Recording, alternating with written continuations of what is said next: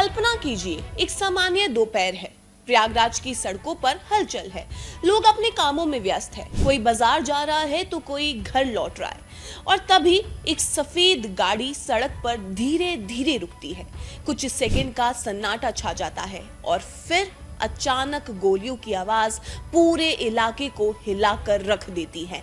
लोग भागने लगते हैं, चीखें गूंजती हैं और सड़क के बीचों बीच एक इंसान गिर चुका होता है। ये कोई फिल्मी कहानी नहीं है, ये एक सच्ची घटना थी। ये एक ऐसी वारदात थी जिसने उत्तर प्रदेश की राजनीति को हिलाकर रख दिया था, जिसने सत्ता, अपराध और बदले की राजनीति की परतों को सबके सामने खोलकर रख दिया।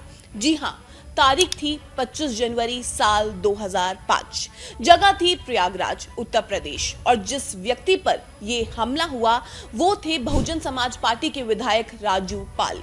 ये कहानी उन्हीं की है और उसके बाद शुरू हुए एक लंबे गैंग वॉर, बदले और जांच की सच्चाई की। तो चलिए शुरू करते हैं। दरअसल राजू पाल उत्तर प्रदेश के प्रयागराज जिले के रहने वाले थे। एक युवा नेता थे जो बहुजन समाजवादी पार्टी से जुड़ा हुआ था और राजनीति में उसका उदय अचानक हुआ था जब साल 2004 में उसने इलाहाबाद पश्चिम विधानसभा सीट से जीत हासिल की। लेकिन यह जीत सिर्फ एक चुनावी जीत नहीं थी, यह जीत एक बड़े राजनीतिक विवाद का हिस्सा भी थी, क्योंकि इस सीट पर पहले प्रभाव था अतीक अहमद का। अतीक अहमद उस समय का एक मजबूत बाहुबली नेता और पूर्व सांसद था और उसका राजनीतिक पकड़ इस क्षेत्र में काफी मजबूत मानी जाती थी। लेकिन राजू पाल की जीत ने इस समीकरण को बदल के रख दिया था और यहीं से कहानी में तनाव शुरू हुआ। दरअसल 1980 से लेकर 90 के दशक में प्रयागराज, यानी जिसे तब इलाहाबाद जाना जाता था, वो माफिया डॉन अतीक अहमद का गढ़ था। वो इलाहाबाद की सड़कों पर अपना गैंगस्टर नेटवर्क बना चुका था और 1989 से ही वो पश्चिमी इलाहाबाद विधानसभा सीट पर कब्जा जमाए हुए था। कभी निर्दलीय तो कभी समाजवादी पार्टी का टिकट लेकर वो विधायक बनता रहा। उसका भाई खालिद अजीम यानी कि अशरफ भी उसी गैंग का हिस्सा था। वहीं 2002 के आसपास पूर्वांचल में अतीक की तूती बोला करती थी। उसका प्रयागराज के शहर पश्चिमी विधानसभा हल्के पर दबदबा था। वो खुद इसी सीट से कई बार विधायक भी रह चुका था। लेकिन साल 2004 के लोकसभा चुनाव में जब अतीक फूलपुर सीट से सांसद बना तो शहर पश्चिमी विधानसभा सीट खाली हो गई।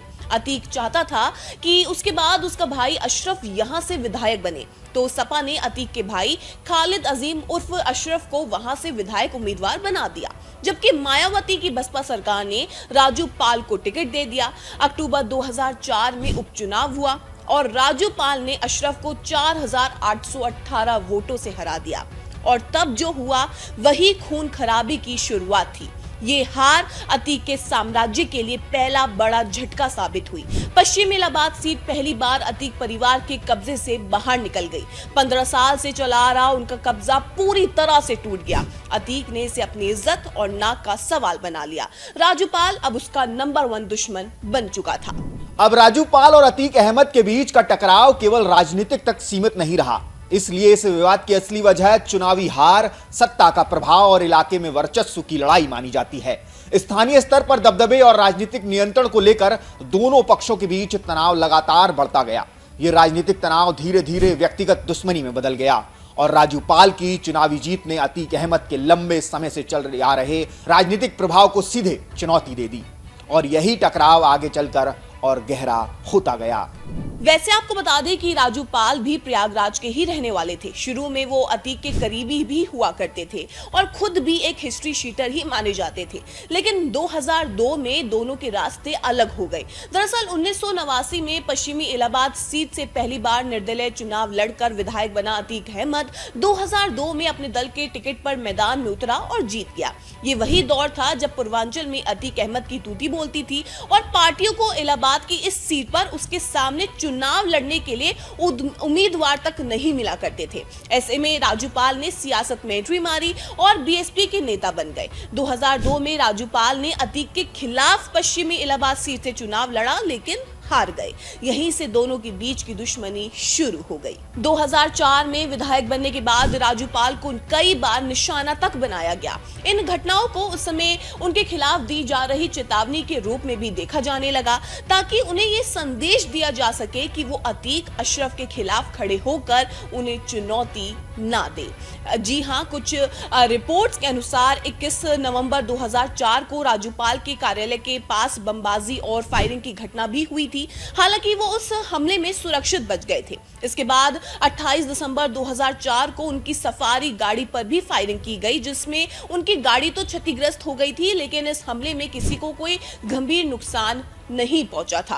हालांकि इन घटनाओं के बावजूद पुलिस और स्थानीय प्रशासन की ओर से कोई ठोस और सख्त कार्रवाई नहीं की गई, और ये लापरवाही या भय का परिणाम ही था, जिसकी वजह से हमलावरों का हौसला और भी ज्यादा बढ़ता गया और वो और अधिक बेखौफ होते चले गए। और फिर वो दिन आया जिसने पूरे प्रदेश को हिला कर रख दिया। राजूपाल हत्याकांड ये सिर्फ एक नाम नहीं है, ये उस दौर की कहानी है जहां राजनीति की गलियों में खून के निशान बन गए थे और आज भी वो निशान मिटे नहीं हैं। 25 जनवरी 2005 दोपहर करीब 3 बजे का समय था। राजू पाल को विधायक बने अभी सिर्फ 3 महीने ही हुए थे और करीब 10 दिन पहले उसकी शादी हुई थी। 15 जनवरी 2005 को उसने पूजा पाल से विवाह किया था। पूजा पाल एक साधारण परिवार से थी। उनका परिवार साइकिल पंचर का काम करता था। उस समय दोनों अपने नए जीवन की शुरुआत को लेकर खुश थे। एक तरफ विधायक बनना और दूसरी तरफ हुई शादी। इससे गुनगुनी धूप में इन दोनों खुशियों की चमक राजूपाल के चेहरे पर साफ दिख रही थी। उसी दिन राजूपाल स्वरूप रानी नेहरू हॉस्पिटल यानी कि एसआरएन से कुछ काम निपटाकर अपनी कार में घर लौट रहा था। वो खुद अपनी टोयोटा क्वालिस चला रहा था। रास्ते में उसके दोस्त की पत्नी रुखसाना स्कूटर के साथ खड़ी मिली। दरअसल स्कूटर में पेट्रोल खत्म हो गया था। रुखसाना के पति पेट्रोल पंप गए थे, जिसके बाद राजूपाल ने रुखसाना को घर छोड़ने के लिए अपनी कार में बिठा लिया। पीछे सपोर्टर्स की स्कॉर्पियो चल रही थी। काफिला धूमनगंज इलाके से गुजर रहा था। नीवा क्रॉसिंग के पास सुलेम सराय जीटी रोड पर तभी अचानक 2 गाड़ियां, एक स्कॉर्पियो और एक मारुति वैन ने उन्हें घेर लिया। कोई कुछ समझ पाता उससे पहले ही चारों तरफ से अंधाधुंध अत्याधुनिक हथियारों से फायरिंग शुरू हो गई। इलाका गोलियों से थर्रा गया। हालांकि राजूपाल ने अपनी खिड़की खोली और जान बचाने के लिए वो भागा, लेकिन हमलावर पेशेवर शूटर थे। वो राजू के पीछे दौड़ पड़े और गोलियां चलाते रहे। गोलियों से छल्ली राजूपाल गिर गए। इसी बीच राजूपाल के समर्थक वहां पहुंचे और राजूपाल को एक टेम्पो में बिठाकर अस्पताल ले भागने लगे। शूटर्स को लगा कि राजूपाल अभी भी जिंदा है, इसलिए उन्होंने एक बार फिर उसके ऊपर फायरिंग शुरू कर दी। 5 किलोमीटर तक राजूपाल के ऊपर गोलियां चलती रहीं। अस्पताल पहुंचने से पहले ही राजूपाल ने दम तोड़ दिया। राजूपाल, उनके साथ सवार संदीप यादव, देवीलाल की मौके पर ही मौत हो गई। वहीं रुखसाना को भी गोली लगी, लेकिन वो बच गई। पोस्टमार्टम में राजूपाल के शरीर से 18 से 19 गोलियां निकाली गई। दिन दहाड़े हुई एक विधायक की इस हत्या से प्रदेश की राजनीति में बवाल मच गया। ये खौफनाक हत्या थी।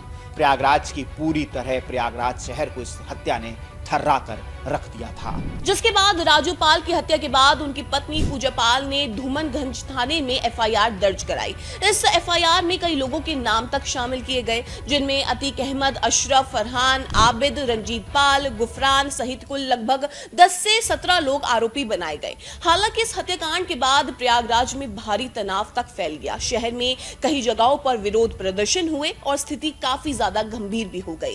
रिपोर्ट्स के अनुसार 2 दिनों तक इलाके के चक्का जाम जैसी स्थिति बनी रही और कई स्थानों पर हिंसा, बसों में आगजनी और पुलिस स्टेशनों पर पथराव जैसी घटनाएं भी सामने आई। इस पूरे हमले को लेकर उस समय की मुलायम सिंह यादव सरकार पर भी कई सारे सवाल उठे।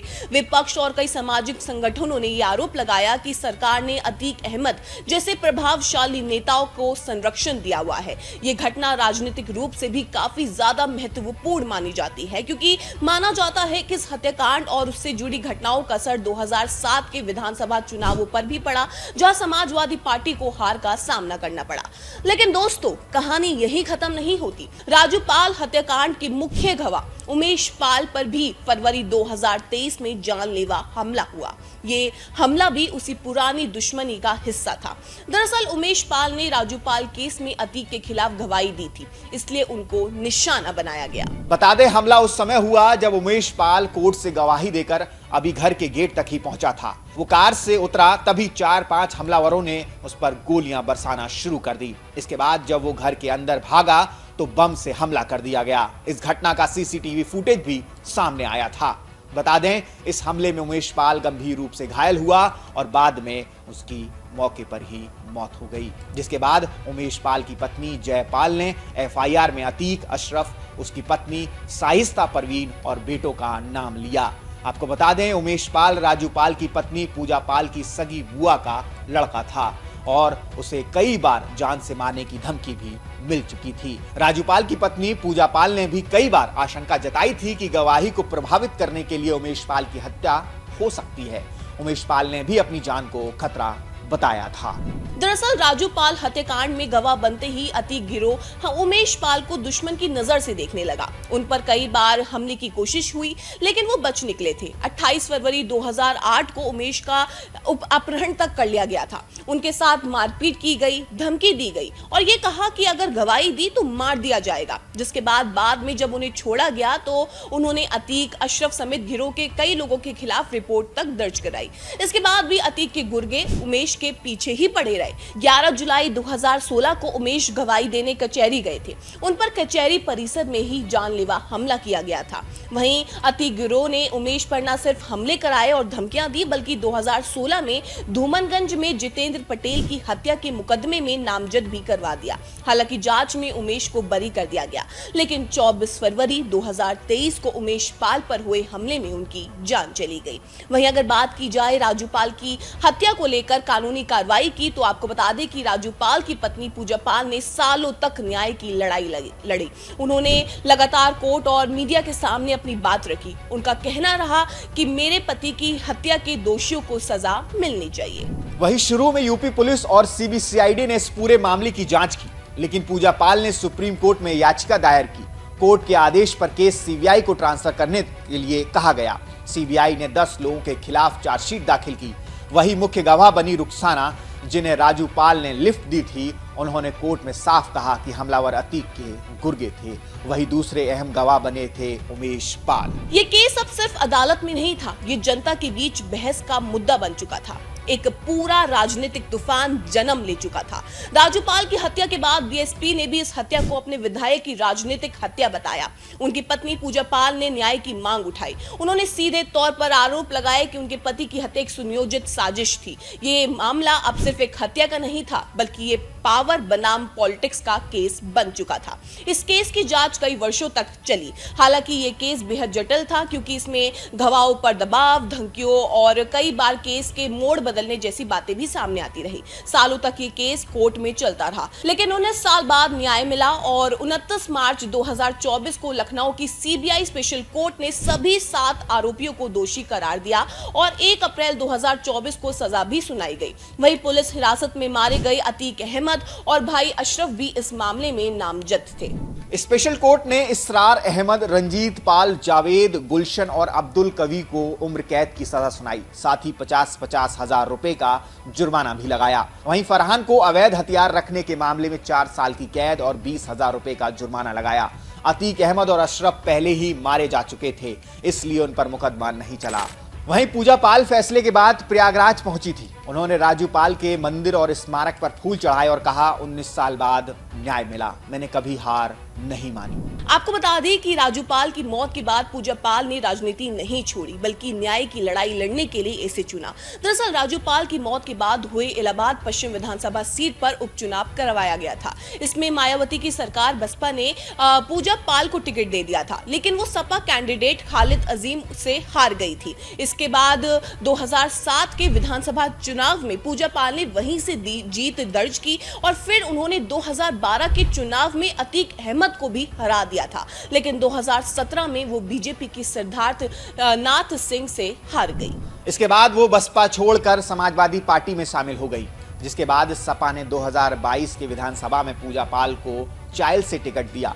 वहां उन्होंने अपना दल सोनेलाल के नागेंद्र प्रताप सिंह पटेल को हराकर जीत दर्ज की। हालांकि उमेश पाल के हत्याकांड के बाद साल 2023 में पूजा पाल समाजवादी पार्टी से बगावत के मूड में आ गई और फिर 2025 में पूजा पाल ने सीएम योगी आदित्यनाथ को धन्यवाद भी कहा। उन्होंने कहा, मेरे पति के हत्यारों को मिट्टी में मिला दिया गया। योगी सरकार में अतीक के साम्राज्य का अंत हुआ है। तो दोस्तों, राजूपाल हत्याकांड दिखाता है कि राजनीति में अपराध कितना ज्यादा खतरनाक हो सकता है। अतीक जैसे लोग दशकों तक सिस्टम को अपने कब्जे में रखे रहे, लेकिन न्याय की राह लंबी होती है पर आखिरकार पहुंचती है। 19 साल बाद पूजा पाल को न्याय मिला और ये कहानी सिर्फ एक हत्या की नहीं बल्कि सत्ता, बदले और हिम्मत की है। पूजा पाल ने शादी के 10 दिन बाद विधवा होकर भी हार नहीं मानी। रुखसाना जैसी गवाहों ने खतरे के बावजूद सच बोला और इसलिए सालों बाद भी इस केस की गूंज खत्म नहीं हुई है और ये मामला आज भी उत्तर प्रदेश की सबसे चर्चित आपराधिक घटनाओं में गिना जाता है।